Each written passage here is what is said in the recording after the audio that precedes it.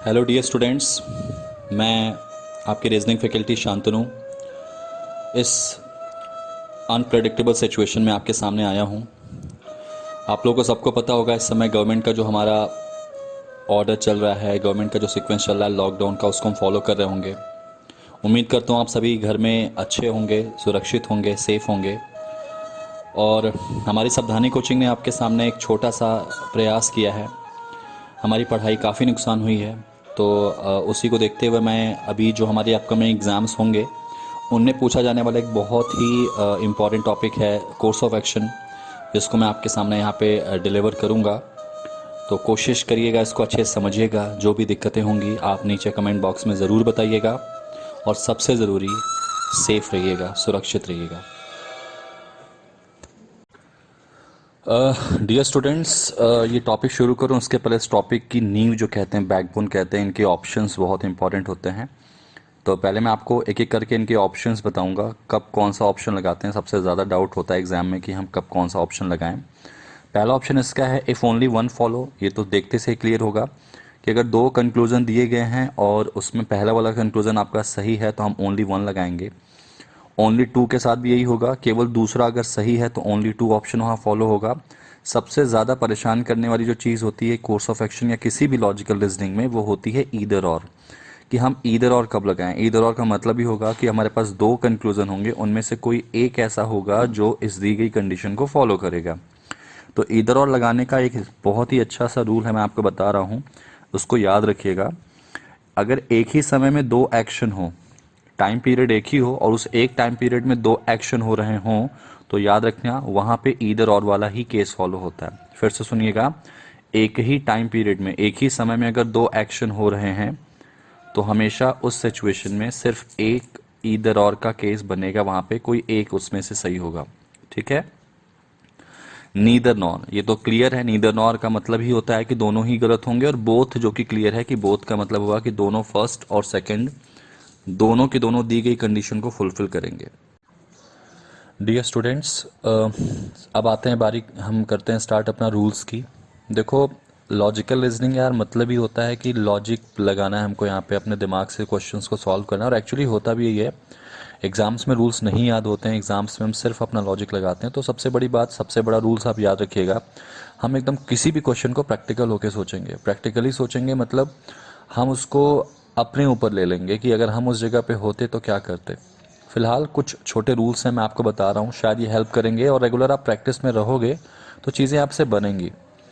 तो rule number 1 की अगर बात करें, वो आपको किसी भी लॉजिकल रीजनिंग के किसी भी टॉपिक में फॉलो करना है। There must be link between statement and action. मतलब जो हमारा क्वेश्चन है, स्टेटमेंट जो हमारा दिया गया है और नीचे जो हमारा कंक्लूजन दिया गया है जिसको हम एक्शन बोल रहे हैं, कोर्स ऑफ एक्शन, उनके बीच में एक रिलेशन होना चाहिए। सिंपल सी बात है, अगर ऊपर आपका स्टेटमेंट करप्शन पे बोला जा रहा है तो नीचे भी करप्शन के बारे में ही चीज़ें दी गई हों। नीचे अगर क्रिकेट मैच के बारे में बात हो रही है तो वो एक्शन डेफिनेटली गलत होता है। ठीक है, दूसरा हमारा है एथिकल एक्शन। एथिकल का मतलब होता है हिंदी में नैतिक। कोई भी ऐसा एक्शन आप लीजिए जो सामने वाले को कहीं से भी किसी तरह से भी कोई बहुत नुकसान न पहुंचाए। एथिकली आप उसको सॉल्व करिए। जैसे आप देखते होंगे कहीं भी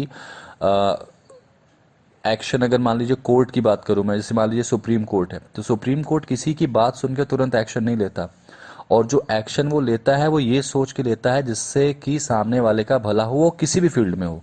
ठीक है, तो एक्शन हमेशा एथिकल होना चाहिए। हार्श एक्शन कभी भी फॉलो नहीं होगा कि आप कोई भी आदमी अगर किसी के घर में चोरी करके जा रहा है तो उसको तुरंत फांसी पे लटका दें, ये गलत होगा, ये हार्श होगा। उस समय उस सिचुएशन में जो एक्शन लिया जा सकता है उसको पकड़ के पुलिस को दे दें या जेल में भेज दें, ये सही होगा, ये हार्श नहीं कहलाएगा। लेकिन जो एक्सपेक्टेशन है उस एक्सपेक्टेशन से ज़्यादा अगर बड़ा एक्शन लिया गया तो उसको हार्श कहते हैं। तो ये हमारा थर्ड रूल हो जाएगा। और एक सबसे इंपॉर्टेंट बात ध्यान से सुनिएगा, अगर if two action of a same problem then always prefer first action. कभी कभी क्या होता है कि समस्या एक ही होती है और उस समस्या के दो एक्शन लिए जाते हैं। सपोज एग्जाम्पल अगर मैं बोलूं आपको कि मान लीजिए मेरी बाइक ख़राब हो गई है। मेरी समस्या क्या है कि मेरी बाइक क्या हो गई, ख़राब हो गई है। अब बाइक खराब हो गई है तो उसके रिगार्डिंग अगर दो एक्शन एक ही जैसा ले लिया हमने, कोई भी एक एक्शन, पहला कि बाइक को छोड़ दें, दूसरा कि उस बाइक को वहीं छोड़ के दूसरी बाइक लेके चले जाएं, तो उस सिचुएशन में आप ज़रा समझिएगा कि प्रॉब्लम एक ही है, ठीक है। उस एक प्रॉब्लम के लिए दो एक्शन हमने लिया है, तो सेम प्रॉब्लम के लिए दो एक्शन ले रहे हैं तो जाहिर सी बात है उनमें हमेशा कोशिश करिएगा कि जो पहला एक्शन होगा वही फॉलो होगा, क्योंकि प्रॉब्लम तो सेम है। तो वहाँ पर सेम अगर प्रॉब्लम हमारी एक जैसी है तो उस पर एक जैसी प्रॉब्लम के लिए कोई एक ही एक्शन लेंगे ना, आप दो एक्शन एक नहीं ले सकते। तो यहाँ पे ये होगा। अब आते हैं पांचवें पर। सबसे इंपॉर्टेंट बात ध्यान रखिएगा, एक्शन अगर गवर्नमेंट लेती है, गवर्नमेंट एक अथॉरिटी हो, याद रखिएगा, गवर्नमेंट ने अगर कोई एक्शन लिया है और वो एक्शन हमारे स्टेटमेंट को बिल्कुल रिलेट कर रहा, तो वो सारे एक्शन फॉलो किए जाएंगे, उस पर हम कुछ भी नहीं कर सकते। और गवर्नमेंट के अगेंस्ट जाके हम कभी भी कोई भी चीज़ नहीं कर सकते हैं, ठीक है। छठवें पे बात करते हैं। मैंने ईदर और के बारे में भी पहले बताया था आपको, फिर से एक बार उसी चीज़ को दोहराऊंगा कि if there are two action in same time period then it will be a case of either or. मतलब कि एक ही समय में, ठीक है, अगर एक ही समय में हम यहाँ पर एक ही समय में जैसे मैं एग्जांपल ले लूँ आपके सामने कि कोई भी सिचुएशन, आगे मैं एग्जांपल में कराऊंगा आपको कि सिंपल सी बात है कि अगर टाइम एक है, एक्शन वहाँ दो लिए गए, तो टाइम हमारे पास सिचुएशन एक है, एक्शन दो लिए गए, तो उस सिचुएशन में हमेशा किसी एक को ही फॉलो हम करा सकते हैं, क्योंकि एक समय में एक ही चीज़ को फॉलो करा सकते हैं, दो चीज़ नहीं हो सकती। तो वो केस हमेशा इधर और पे जाएगा। मैं आपको एग्जांपल और अच्छे से क्लियर करूंगा उसमें। और लास्ट हमारा जो एक्शन होगा कि हम हमेशा अथॉरिटी पर्सन की तरह सोचेंगे। मतलब कोई भी क्वेश्चन आएगा तो उसको अपने ऊपर ले लेंगे कि अगर मैं हूँ वहाँ पे तो मैं क्या एक्शन ले सकता हूँ, इस चीज़ के लिए मैं अथॉरिटी हूँ तो मैं क्या एक्शन ले सकता हूँ। तो ये कुछ रूल्स हैं जिनको मैं आपको बताया हूँ, तो इस रूल्स को आपको याद रखना है और इसके अलावा जो भी क्वेश्चंस होंगे उनमें इनको फॉलो करना है। तो ठीक है, आगे बढ़ते हैं, मैं आपको बताता हूँ क्वेश्चंस। चलिए शुरू करते हैं। यहाँ पे पहले क्वेश्चन पे हमारा पहला क्वेश्चन दिया गया है कि a large number of people in ward X of the city are diagnosed to be suffering from a fatal कोविड-19 डिसीज। सबसे चर्चित, सबसे ज़्यादा परेशान करने वाली बीमारी जो आज चल रही है कोरोना, उसी पे मैंने एक क्वेश्चन दिया है। आगे देखेंगे आप, फैटल वर्ड लगाया है, मतलब बहुत ही घातक है, जानलेवा बीमारी है और कितनी सारी जानें चली गई। तो उसी पे एक कोर्स ऑफ एक्शन हमारा है। तो क्वेश्चन समझ में आ गया होगा कि किसी वार्ड में, एक्स वार्ड को दिया गया किसी शहर का, जहाँ पर बहुत सारे जो लोग हैं, लार्ज नंबर, बहुत सारे लोग जो हैं वो इस बीमारी से पीड़ित पाए गए हैं, या बीमारी उनको पकड़ी हुई थी, या बीमारी से ग्रसित थे। अब इस पे एक्शन क्या लिया जा सकता है? मेरे ख्याल से इसका आंसर कोई भी गलत नहीं करेगा, क्योंकि करंट सिचुएशन में है और देख रहे होंगे गवर्नमेंट क्या क्या कर रहा। तो पहला एक्शन जो है समझिएगा, the local authority of ward X should take immediate step to quarantine affected people in isolated ward and carry out extensive sanitisation in ward X. मेरे ख्याल से पढ़ के ही क्लियर होगी चीज़ें ये, फिर भी मैं एक्सप्लेन करूंगा यहाँ पे कि जो वहाँ की नियरेस्ट अथॉरिटी है उस वार्ड की, एक्स वार्ड की, तुरंत उन सभी लोगों को क्वारंटाइन करना चाहिए एक अलग से आइसोलेटेड वार्ड में। बिल्कुल ये बात हो ही रही है, क्योंकि अगर वो लोगों के और संपर्क में आएंगे तो ये ऐसी बीमारी है, महामारी है, ये और फैलती ही जाएगी। तो अफेक्ट लोगों को क्वारंटाइन करना, आइसोलेटेड वार्ड में उनका ट्रीटमेंट करना बिल्कुल सही है। और अब चूंकि इतने लोग अफेक्ट हैं तो जाहिर सी बात है ये वायरस छूने से ही फैल रहा है। तो सबसे ज़रूरी चीज़ है कि इस पूरे एरिया को सैनिटाइज करना सबसे ज़रूरी है, जो यहाँ पर हमारे स्टेटमेंट कंक्लूजन में दिया गया है। तो इसका आंसर डेफिनेटली फर्स्ट वाला सही है और मुझे लगता नहीं कि इसमें कोई दिक्कत आपको जाएगी। तो फर्स्ट हमारा बिल्कुल सही है। आते हैं सेकंड पे। सेकंड दिया गया है कि the people in the area should be advised to take step to avoid mosquito bites. अब आप समझ ही चुके होंगे कि इसका आंसर सेकंड वाला गलत है। रीज़न, हमारा स्टेटमेंट जो है उसका मुद्दा ही कुछ अलग है। कोविड-19 एक अलग बीमारी है। कोविड-19 का या कोरोना का मॉस्किटो बाइट्स यानी मच्छर के काटने से कोई रिलेशन नहीं है। तो फिर हम वहाँ के लोगों को, स्थानीय लोगों को ये एडवाइस क्यों देंगे कि भाई मच्छर के हमले से या मच्छर के काटने से बचिए? तो ये बिल्कुल हमारे स्टेटमेंट के अगेंस्ट या स्टेटमेंट से बिल्कुल अलग हमारा ये कंक्लूजन दिया गया है। तो इसका आंसर सेकेंड वाला रॉन्ग होगा और इसका फाइनली आंसर हम लगाएंगे ऑप्शन नंबर 1।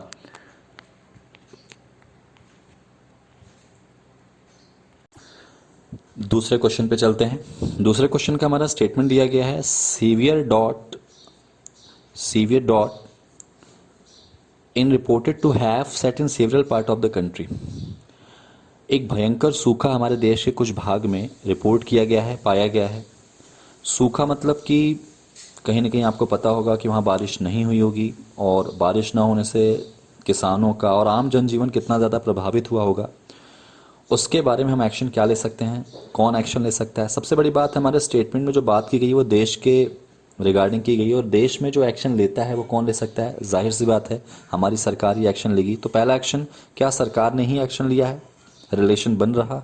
तो जी हाँ, पहले में दिया गया है government should immediately make arrangement for providing financial assistant to those affected, कि सरकार को उन सभी प्रभावित लोगों को वित्तीय सहायता या पैसे की सहायता प्रदान करनी चाहिए जो इससे प्रभावित हुए।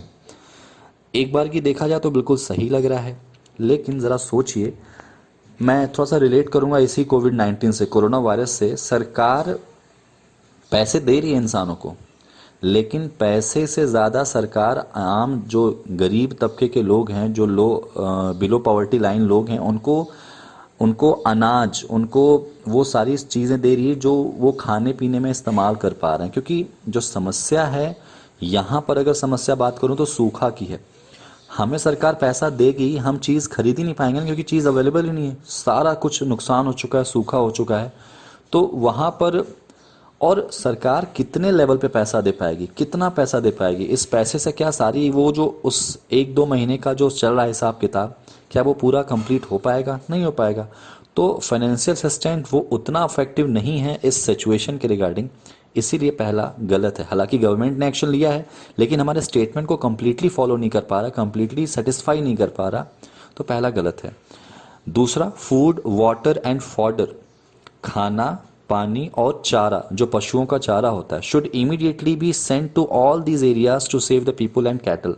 बिल्कुल सही है, क्योंकि जो जानवर हैं, जो आदमी हैं, उनको अगर हम खाना देते हैं, पानी देते हैं और जो पशुओं का चारा है वो हम उन्हें प्रोवाइड कराते हैं, तो कहीं ना कहीं वो समस्या जो हमें दिख रही है, जिस समस्या से हम जूझ रहे हैं, उस समस्या में सबसे बड़ा एक्शन यही होगा। क्योंकि भाई अगर कुछ है नहीं, खेत सूख चुके हैं, पशुओं का चारा नहीं है, बारिश हुई नहीं है, हर जगह सूखा है, तो इंसान एक बार ही अपना पेट भर लेगा, लेकिन जानवर क्या करेंगे? तो कहीं ना कहीं सरकार को सबसे ज़रूरी है, जो यहाँ पे सेकंड हमारा कंक्लूजन दिया गया है, कि खाना पानी और जो पशुओं का चारा है वो हमें तुरंत पहुँचाना चाहिए। तुरंत मतलब इमीडिएटली यहाँ पे वर्ड दिया गया है, तो ये बिल्कुल यहाँ पे सही होगा।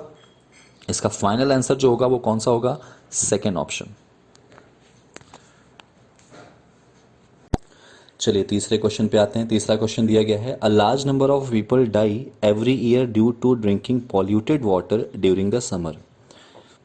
समझ में आ गया होगा आपको कि यहाँ पे बहुत भारी संख्या में लोग मर जाते हैं हर साल गर्मियों में, गंदा पानी पी के, पॉल्यूटेड पानी पी के भारी संख्या में लोग हर साल उनकी डेथ हो जाती है। अब इस बात को हम कैसे और अच्छे से, मतलब इस पे क्या एक्शन ले सकते हैं वो देखते हैं ज़रा सा। सबसे पहले आप कभी भी कोई क्वेश्चन करो तो ये देखो कि जो प्रॉब्लम है उस पर एक्शन कौन ले सकता है।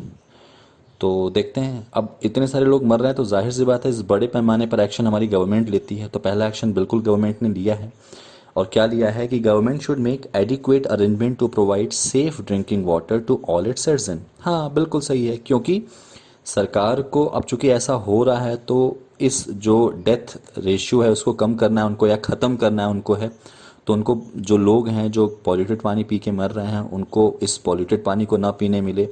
तो इसलिए सेफ़ ड्रिंकिंग वाटर का अरेंजमेंट अगर कराएंगे तो लोग अगर सही और साफ़ पानी पिएंगे तो ये जो लोग मर रहे हैं ये बिल्कुल ख़त्म हो जाएगा। तो बिल्कुल सही है फर्स्ट ऑप्शन जो हमारा दिया गया है, कि सरकार को तुरंत ऐसे जगह पे, ऐसे लोगों पे ये चीज़ करनी चाहिए कि उनको साफ़ पीने का पानी अवेलेबल कराना चाहिए। और अगर वो कराएंगे तो लोग ऑब्वियस सी बातें बचेंगे। तो इसका आंसर फर्स्ट वाला सही है। और दूसरा क्या है कि the people should be educated about the danger of drinking polluted water. ये बिल्कुल बिल्कुल बिल्कुल सही है। कारण इसका है कि अगर हम किसी चीज़ के बारे में जानकारी रखते हैं तो हम कहीं ना कहीं उसको सही तरीके से इम्प्लीमेंट कर पाते हैं। हमें पता है कि ये पानी गंदा है, इस पानी को पिएंगे तो हमें तमाम बीमारियां होंगी। तो अगर ये चीज़ हमें पता है तो जाहिर सी बात है उस पानी को हम या तो बॉयल करके पिएंगे या पानी को नहीं पिएंगे। तो कहीं ना कहीं हमें किसी भी चीज़ के बारे में नॉलेज होना ज़रूरी है। अगर उस फील्ड की में नॉलेज है तो उस फील्ड में जो भी हम करेंगे वो गलत नहीं होगा। तो सेकंड वाला भी बिल्कुल सही है। तो इसका फाइनल आंसर हम लगाएंगे ऑप्शन नंबर 5वां, यानी both first and second follow. चलिए बढ़ते हैं क्वेश्चन नंबर 4। ये काफ़ी इंपॉर्टेंट क्वेश्चन है, ध्यान से देखिएगा। A huge truck overturn on the middle of a main road and blocked most part of the road causing a huge traffic jam. साफ साफ बोला गया है यहाँ पे कि एक भारी ट्रक है जो सड़क के बीचों बीच पलट गया। सड़क के बीचों बीच पलट जाने से वहाँ पे सड़क का मोस्ट ऑफ द जो पार्ट है वो ब्लॉक हो गया और जिससे बहुत हैवी मात्रा में क्या हो गई, ट्रैफिक जैम लग चुका है। अब इतनी बड़ी प्रॉब्लम हुई है जिसका सॉल्यूशन जाहिर सी बात है परमानेंटली सॉल्यूशन ढूंढेंगे हम, है ना। तो आते हैं पहले एक्शन पे। सबसे पहले आप हमेशा वही देखेंगे कि क्या इस पे एक्शन कौन लेगा।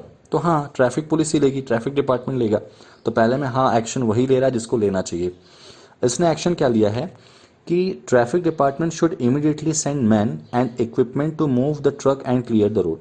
कि जो ट्रैफिक डिपार्टमेंट है वहाँ पे अपने आदमियों को भेजकर इक्विपमेंट के साथ उस सड़क को क्लियर कराना चाहिए। हाँ ठीक है, तुरंत ये चीज़ की जा सकती है, कहीं ना कहीं सोल्यूशन इसका निकाला जा सकता है। लेकिन ज़रा सेकंड पढ़ते हैं। सेकंड बोला गया the traffic department should immediately deploy its personnel to divert traffic through other roads. ये भी सही है कि ट्रैफिक डिपार्टमेंट को तुरंत अपने आदमियों को वहाँ भेजकर, अपने पुलिसकर्मियों को, अपने एम्प्लॉयज़ को वहाँ भेजकर ट्रैफिक को डाइवर्ट कर देना चाहिए ताकि जो जैम बढ़ता जा रहा है वो कहीं ना कहीं से कंट्रोल हो और उसके बाद फिर करें। तो दिमाग में आ रहा है कि दोनों सही है, लेकिन ध्यान से समझिएगा कि यहाँ पर एक प्रॉब्लम के दो इमीडिएट एक्शन लिए गए। प्रॉब्लम एक है और उसका इमीडिएट एक्शन दो लिया गया है। और ध्यान से समझिएगा, मैंने रूल्स में आपको बताया था कि अगर किसी एक प्रॉब्लम के लगातार दो इमीडिएट एक्शन लिए जा रहे हैं तो वहाँ पर ये केस ईदर और को फॉलो करेगा। क्योंकि देखो, दोनों ही अपनी अपनी जगह पे सही हैं। अब यहाँ पे हम बोथ ऑप्शन लगाते, बोथ ऑप्शन तब लगाते जब यहाँ पर इमीडिएटली यहाँ पे वर्ड नहीं होता। इमीडिएट का मतलब होता है कि जल्दी जल्दी दो चीज़ नहीं कराएंगे वो। भाई अगर दो चीज़ कराने जाएंगे, सड़क को भी अलग डाइवर्ट करेंगे, ट्रक को भी हटाएंगे, तो सड़क को डाइवर्ट करने का मतलब क्या निकलेगा। अगर ट्रक वहाँ से हटा दिया जाएगा तो सड़क तो अपने आप फ्री हो जाएगी। तो इनमें से कोई एक ऐसी चीज़ है जो हम फॉलो करा सकते हैं। तो किसी एक प्रॉब्लम का एक ही समय में अगर दो इमीडिएट एक्शन लिया गया है तो वहां पर इन दोनों में ईदर और का केस लगेगा। रूल्स मैंने आपको ऊपर बता दिया। तो इसका फाइनल आंसर आप लगाओगे ईदर 1 और 2। चलिए बढ़ते हैं पांचवें क्वेश्चन पे। हमारा पांचवा क्वेश्चन है 4 case of pickpocketing were reported at one of the most renowned five star hotel last evening. पिछली शाम किसी 5-स्टार होटल में 4 पॉकेट मारने के केसेस दर्ज किए गए हैं। मतलब किसी 5-स्टार होटल में 4 ऐसे केसेस दर्ज किए गए हैं जिसमें कस्टमर्स की पॉकेट मार ली गई। ठीक है, चोरी हो गई, उनके पैसे वगैरह जो भी है ना। तो अब यहाँ पे एक्शन क्या दिया गया है, जाहिर सी बात है इस पे एक्शन क्या हो सकता है। अब जरा दिमाग लगाओ कि यहाँ पे बात चोरी की हुई है तो एक्शन कौन ले सकता है, पुलिस। लेकिन यहाँ पर एक बात ध्यान रखना, ये 5-स्टार होटल है और 5-स्टार होटल में अगर एक छोटे मोटे इंसिडेंट के लिए पुलिस को बुलाएंगे तो उससे एक बहुत बड़ा नुकसान उस होटल की स्टार रेटिंग पे पड़ता है। तो यहाँ पे पुलिस एक्शन नहीं लेगी, यहाँ पे कौन लेगा, होटल मैनेजमेंट पहले एक्शन लेगा, बाद में पुलिस लेगी। ठीक है, पहला action, the hotel staff should be instructed to be vigilant and report any suspicious person on activity. कि वहाँ के होटल स्टाफ को ये सतर्क कर देना चाहिए, अलर्ट कर देना चाहिए कि कोई भी ऐसा संदिग्ध व्यक्ति या उसकी कोई एक्टिविटी ऐसी है जो थोड़ा संदिग्ध है, उसकी तुरंत रिपोर्ट करें। बिल्कुल सही है। देखो, ऐसा नहीं है कि कोई आदमी अगर सस्पिशियस है तो आप तुरंत से जाके उसको पकड़ के तुरंत उसको डांटने लगे, चिल्लाने लगे, ये गलत हो जाएगा। कारण भाई 5-स्टार होटल में आया है वो आदमी, 5-स्टार होटल में आम इंसान नहीं जाता है, वही जाता है जो कहीं ना कहीं बहुत ज़्यादा डिजर्विंग होता है, वहाँ पे उसके पास पैसे वगैरह होते हैं। तो एकदम से आप किसी को नहीं पकड़ सकते। हाँ बिल्कुल, उनको वॉच आउट करिए और इसकी रिपोर्ट करने को कहिए। तो बिल्कुल सही है सर यहाँ पे। और दूसरा क्या है, more CCTV cameras should be installed near the dining and reception areas of the hotel where these incidents took place. बिल्कुल ये भी सही है, क्योंकि ज़्यादा से ज़्यादा सीसीटीवी कैमराज अगर लगाए जाएंगे, एक बार की इंसान धोखा खा सकता है, कैमरे नहीं धोखा खाएंगे। अगर हम कंप्लीट उस एरिया को कवर कर देंगे कैमरे से तो अगर चीज़ें आपके सामने ऐसी हो जाएंगी जिसमें कोई भी ऐसे केसेस आएंगे तो उस केसेस को हम आराम से कैच आउट कर लेंगे, क्योंकि हमारे पास वो टेक्निकल पावर जो कह सकते हैं वो है। तो इसका आंसर होगा फर्स्ट वाला भी सही है, सेकंड वाला भी सही है, तो हम लगाएंगे इसका option both option, option number 5। चलिए बढ़ते हैं अगले क्वेश्चन पे। क्वेश्चन नंबर 6 क्या दिया गया है? स्टेटमेंट है very large number of people from northern part of the city are suffering from water borne diseases. ठीक है, क्वेश्चन को समझते हैं एक बार हिंदी में कि किसी शहर के उत्तरी भाग के बहुत सारे लोग पानी से होने वाली समस्याओं से पीड़ित पाए गए हैं। ठीक है, अब समस्या है कि पानी से इनको जो पानी से बीमारियां होती हैं वो हो चुकी हैं, इस पे एक्शन क्या लिया जा सकता है? जाहिर सी बात है, लोकल शहर है कोई, वहाँ पे किसी इलाके में ये इंसिडेंट हुआ है तो सबसे पहले उस इलाके का जो म्यूनसिपल अथॉरिटी है वही एक्टिव होगी। तो यहाँ पे दिया भी गया है, पहला एक्शन है the municipal authority should advise people living in area not to use water supplied through pipeline for drinking purpose. बिल्कुल सही चीज़ दी गई है। क्या सही चीज़ दी गई है? कि वहाँ के जो लोकल म्यूनसिपल जो भी अथॉरिटी है, म्यूनसिपल अथॉरिटी है, वहाँ के लोगों को एडवाइस करें, सलाह दें कि आप पाइपलाइन द्वारा आने वाले पानी को पीने के यूज़ में ना लें। बिल्कुल सही है, लेकिन ज़रा सोचो, ऊपर भारी से भारी लोगों को ये बीमारी हो चुकी, ठीक है, भारी से भारी लोगों को ये बीमारी हो चुकी। अगर बीमारी हो गई है, एक दो लोग होते तो समझ में आता, बाकियों को हम सलाह देते, लेकिन लोगों को बीमारी हो चुकी तो हम सबसे पहले क्या उनको ये एडवाइस देंगे कि चलो पाइपलाइन से जो पानी आ रहा उसका इस्तेमाल ना करो पीने के लिए? ठीक है, पीने के लिए इस्तेमाल ना करें, खाना बना रहे हैं उसी से, बर्तन धुलेंगे, नहाएंगे, बाकी जो एक्टिविटी अपनी करेंगे, तो कहीं ना कहीं बीमारी तो उनको वैसे भी फैलेगी, क्योंकि ऊपर ऐसा मेंशन कहीं नहीं किया गया है कि पीने वाले पानी से बीमारी हुई है। ऊपर साफ साफ लिखा है suffering from water borne diseases, मतलब वाटर बॉर्न डिसीज, पानी से उत्पन्न होने वाली बीमारियां हुई हैं, ऐसा कहीं नहीं बोला गया कि पीने वाले पानी से। तो यहाँ पर अगर म्यूनसिपल अथॉरिटी बोलती है कि आप पीने वाले पानी का इस्तेमाल पाइपलाइन से जो आ रहा है उसका इस्तेमाल ना करें पीने के लिए, तो सही लग रहा, लेकिन कंप्लीटली सही नहीं, क्योंकि जो लोग बीमार हो चुके हैं उनको हम सबसे पहले हॉस्पिटलाइज करेंगे, ना कि उनको एडवाइस करेंगे, और एडवाइस सिर्फ इसका नहीं करेंगे कि आप पीने का इस्तेमाल ना करें। तो फर्स्ट बिल्कुल गलत है। सेकेंड क्या बोला गया? The local hospital should be put on high alert to tackle the emerging crisis situation. ये बिल्कुल सही है कि स्थानीय अस्पतालों को ऐसी किसी भी समस्या से निपटने के लिए पूरी तरह से अलर्ट कर देना चाहिए। भाई अगर बहुत भारी संख्या में लोग बीमार हुए हैं तो कोई भी अगर बीमारी होगी तो उसमें सबसे पहला काम ये होगा कि आम जनता लोकल हॉस्पिटल को अटैक करती। तो लोकल हॉस्पिटल के पास अगर सिचुएशन संभालने के लिए इक्विपमेंट्स नहीं होंगे, सुविधाएं नहीं होंगी, तो सिचुएशन बहुत ज़्यादा हॉरिबल हो जाएगी। तो इसका मतलब सेकंड वाला बिल्कुल सही है, फर्स्ट वाला गलत है, तो इसका आंसर हम लगाएंगे ओनली सेकंड। ध्यान से करना है क्वेश्चन को, कोई भी चीज़ हमको लग रही हाँ ये सही लग रहा तो ये सही नहीं हो जाएगा, स्टेटमेंट से रिलेट करेंगे उसको। फर्स्ट वाला देखो बिल्कुल सही लग रहा है, लेकिन वो चीज़ उतनी कंप्लीटली सेटिस्फाई नहीं कर रही है स्टेटमेंट को, क्योंकि स्टेटमेंट लोगों को बीमारियाँ हो चुकी, अब बीमारी हो चुकी तो वहाँ पे उनको हॉस्पिटलाइज करना ज़रूरी है, ना कि सलाह देना। Thank you so much. मुझे उम्मीद है कि आपको चीज़ें समझ में आई होंगी। मैं आपसे रिक्वेस्ट करूँगा कि घर पे रहें, सुरक्षित रहें, खूब पढ़ाई करें। और मैंने आपको एक फॉर्मेट दिया है, क्वेश्चन को करते कैसे हैं, लेकिन प्रैक्टिस आपको करनी है, आपको मेहनत करनी है। लॉजिकल रीजनिंग से घबराएं ना, ज़्यादा से ज़्यादा क्वेश्चन प्रैक्टिस करें। जितने ज़्यादा क्वेश्चन आप प्रैक्टिस करेंगे उतना आपको ये अच्छा रिजल्ट देगा। उम्मीद करता हूँ आप इन सब चीज़ों से आप अपने आप को आगे ले जाएंगे। सबको पता होगा कि ये लॉकडाउन ख़त्म होने के बाद एग्ज़ाम्स हमारे फिर से शुरू हो जाएंगे। सबसे बड़ा एग्ज़ाम जो हमारा SBI PO है वो काफ़ी अफेक्ट करेगा आपको अगर आप चीज़ें तैयारी अभी से नहीं करेंगे। तो इसी उम्मीद के साथ कि आप आगे अपनी पढ़ाई को कंटिन्यू करेंगे, अच्छे से पढ़ेंगे, घर में रहेंगे, सुरक्षित रहेंगे, और इस जो सिचुएशन बनी है उस सिचुएशन में कहीं ना कहीं अपने आप को आप निकालेंगे, और घर पे खुद स्वस्थ रहिए, अपने मम्मी पापा को स्वस्थ रखिए, अपने भाई बहन को स्वस्थ रखिए, और जी जान से पढ़ाई लग करिए। स्पीड टेस्ट जितना ज़्यादा लगा सकते हैं उतना लगाइए।